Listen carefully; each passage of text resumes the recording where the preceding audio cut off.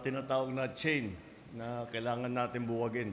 At ito is, as I said, is the first case under the new law of the Anti-Agricultural Sabotage Act.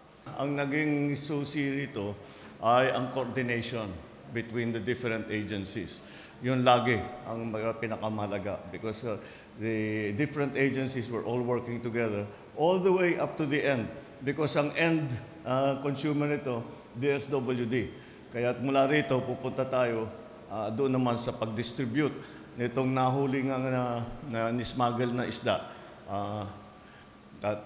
Para ipamigay na lang natin. Dahil sa ganito karami, kung bibigyan natin ang bawat, halimbawa pamilya, o hindi, bawat tao, bigyan natin ng tigi 1 kilo, makakapagbigay tayo ng 1 kilo sa 580,000 na tao.